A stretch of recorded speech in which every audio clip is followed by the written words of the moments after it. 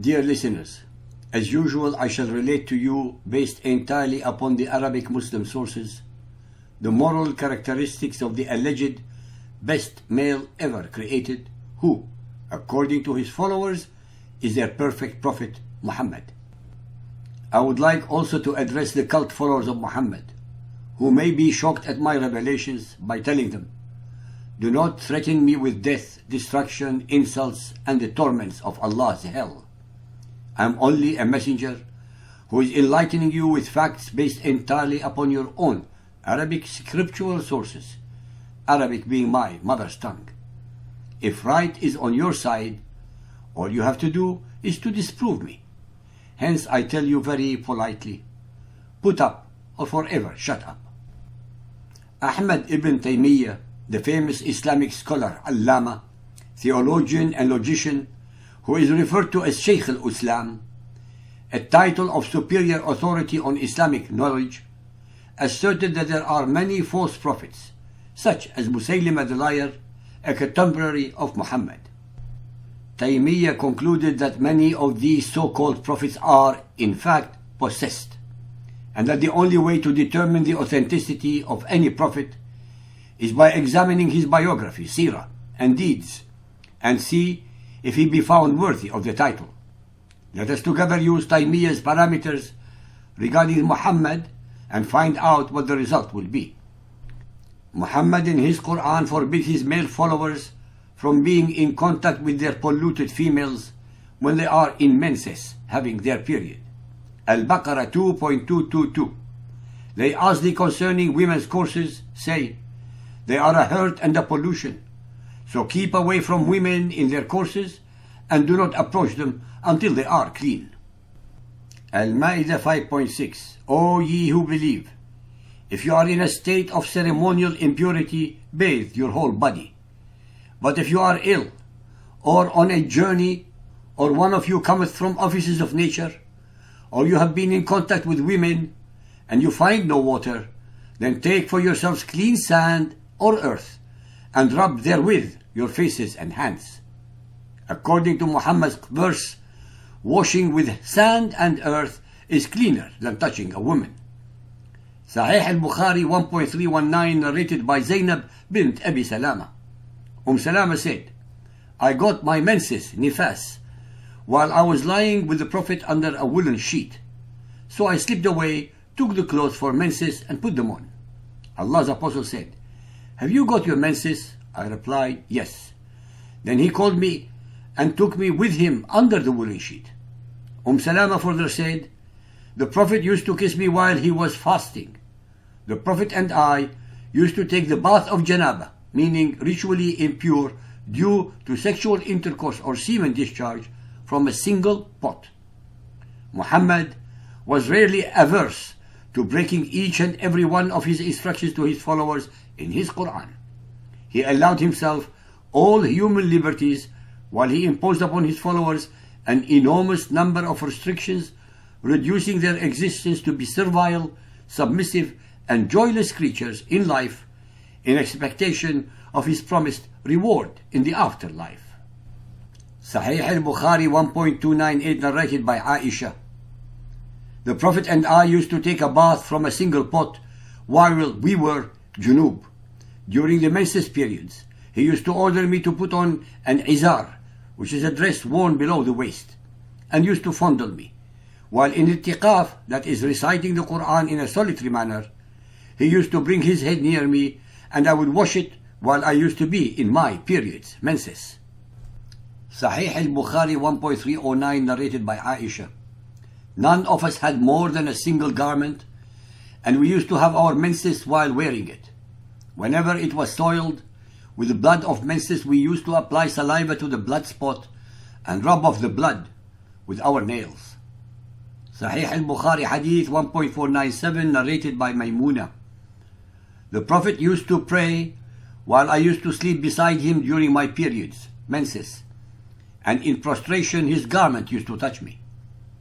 Sahih al-Bukhari 9.639, narrated by Aisha. The Prophet used to recite the Quran with his head in my lap while I used to be in my periods, having my menses. Sahih al-Bukhari Hadith 1.299 narrated by Abdul Rahman bin al-Aswad on the authority of his father. Aisha said, whenever Allah's Apostle wanted to fondle any one of us during her periods, menses, he used to order her to put on an izar and start fondling her. Aisha added, none of you could control his sexual desires as the Prophet could. Aisha's statement is interesting since it is obvious that Muhammad could not control his desires, and that is why he needed to enjoy the bodies of his women even when they were polluted. Moreover, based on what experiences did Aisha know about the sexual abilities of other men? Although Muhammad allowed his followers a maximum of 4 wives during his lifetime, it is estimated that he was married to about 66 females. It is recorded that just before he died, he had 9 wives. Muhammad's sexual desires and infidelities are very well documented in the hadiths and are reflected just as faithfully in Muhammad's Quran. On one occasion when Muhammad had the desperate urge to have sex with his beautiful and young Coptic Christian sex slave Maria, he told his wife Hafsa, the daughter of Umar ibn al-Khattab, that her father wanted to see her. She accordingly left the house to do so. It just happened that that was her slotted day to sleep with Muhammad. Knowing him well enough regarding his need to have sex, she had second thoughts and returned to her house to find Muhammad having sex with Maria in her own bed.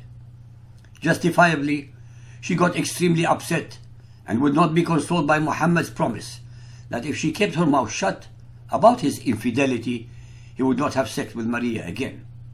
Hafsa told all his wives about his adultery, and they all revolted against his incessant philandering. As usual with Muhammad, he concocted a made-to-order revelation, Surah Al-Tahrim 66.1 to 11, and dropped this alleged new revelation on them, wherein Allah, his ever accomplice in crimes, chastises Muhammad for trying to please his wives by not sleeping around. Hence Allah threatens the wives to get in line, lest Muhammad divorces them and they all end up in his hell. Followers of Muhammad who are listening, be you male or female, what would you honestly do or think if your partner was having illicit sex in your own bed while you had been away and you found them in the act? How could any of you excuse Muhammad's behavior, considering how much you revere and slavishly try to emulate him as a paragon of virtue? Can you ever be honest with yourselves when reading about Muhammad's dissolute characteristics, not written by Zionists, Jews, Christians, Hindus, or even enemies of Islam, but based entirely upon the Arabic Islamic sources only? For how long and how far are you willing to delude yourselves by denying all facts and realities? Even the young teenage Aisha was able to repeat one of the most astute statements in all of the hadiths whenever Muhammad concocted one of his made-to-order revelations by saying to him, Al-Suyuti, Volume 6, page 629, verily your Lord Allah is ever quick to fulfill your whims and desires. Bukhari, Volume 6, Book 60, number 311, narrated by Aisha.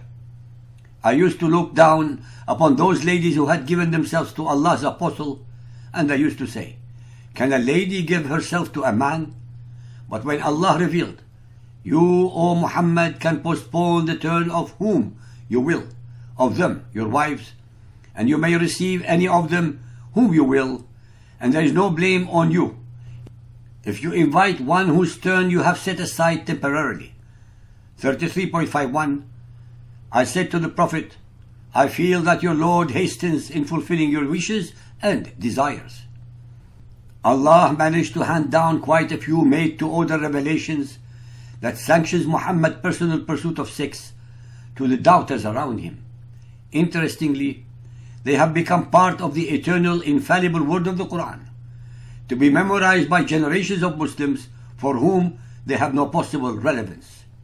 Al-Ahzab 33.37 But when Zayd had accomplished his want of her, we gave her to you as a wife, so that there should be no difficulty for the believers in respect of the wives of their adopted sons, when they have accomplished their want of them, and that Allah's command shall be performed.